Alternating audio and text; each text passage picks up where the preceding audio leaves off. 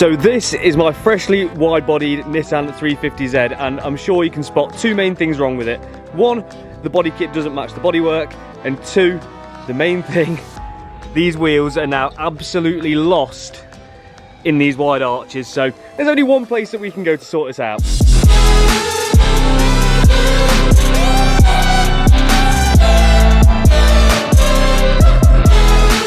So we went down to Wheel Mania in Birmingham to have a look at a huge selection of wheels. Lee helped us out trying to find something that was available and also affordable. I didn't want to go custom, I wanted to try and get something off the shelf and then work it to make it fit the car to try and keep costs down. Okay, so we've now got the wheels for the 350Z ordered and they are on their way. They're going to be about 2 to 4 weeks. And we've now got the 1.8 turbo Seat Rosa back from Mallory. It's made some decent power, but we'll come back to that in another video. If you want to go check out some previous videos in this car, I'll leave a link in the top right hand corner. And so, the waiting game begins.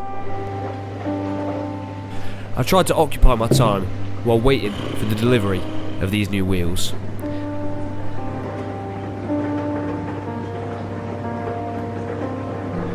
I tried cleaning, polishing, and even becoming a musician.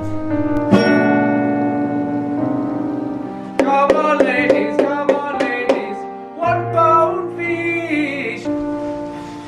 But nothing could quite fill that massive gaping void, not only in my wheel arches, but also in my heart.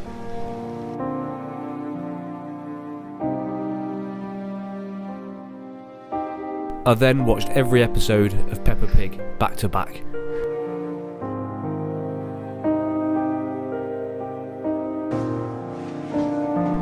But then, precisely 13 days after I'd been up to Birmingham and placed my order, I had this phone call. Hello? Chris, it's Lee from Wheel Mania. They're here. Today is a very good day that I've been super excited for since this Rocket Bunny kit went on this car. I have finally had the call from Wheel Mania to say that my new wheels are ready and we can ditch these standard wheels which look absolutely lost in these arches. So let's get straight on with it.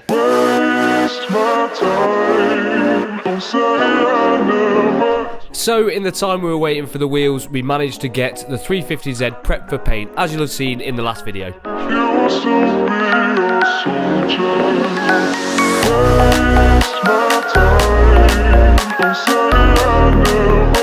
And luckily I still had Joe helping me out for the week, so whilst he takes the wheels off, I'll go and get the van with the new wheels in. Okay, so we've got the wheels off and the spaces fitted that we're going to need for my brand new wheels to fit, so here they are.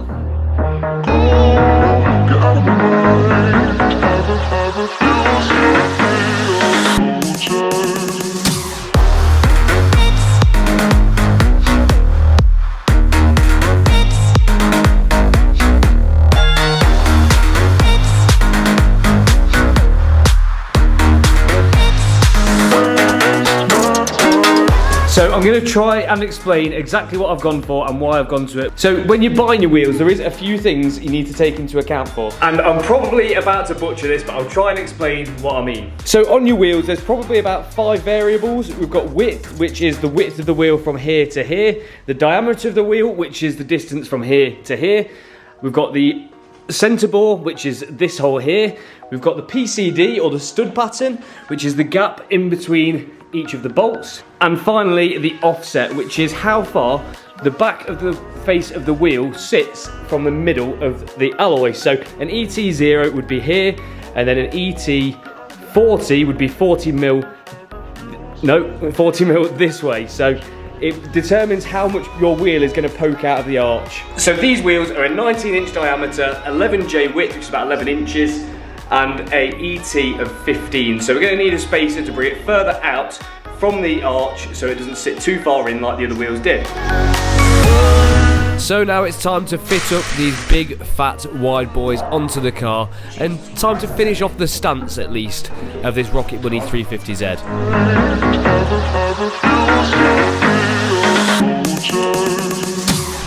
The wheels also came with a set of tuner nuts as well. These are quite cool because not only do they make the wheels harder to steal and look a bit better, it also means that you can put them in with pretty much zero risk of damaging the wheel too. Okay, that's all 4 wheels and tyres on, and I can already tell they're fitting 10 times better. Let's lower it down, let's lower it down. Jesus Christ, you guys need to check this out. So we now have all of the wheels and tyres fitted to my wide body Nissan 350Z, and it's time for you to take a look. So without further ado, here are my new wide wheels.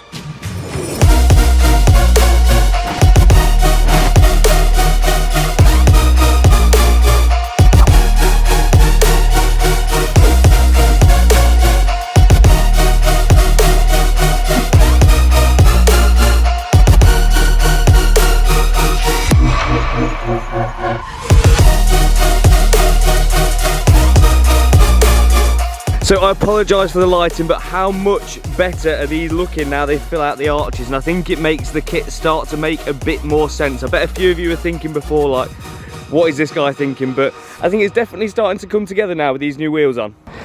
Now, I don't know how well you guys can catch it in this lighting, but we've got some height adjustments to make. I think one side's slightly higher than the other, and I want to bring the front down a little bit more, but honestly, I'm overwhelmed with how much better these looking and how fat it makes the back end look too. But now the main elephant in the room is the paintwork, but I think that's gonna have to wait until next time. If you have enjoyed this video and you're enjoying the 350Z build, please consider subscribing, like the video, and I'll catch you next time.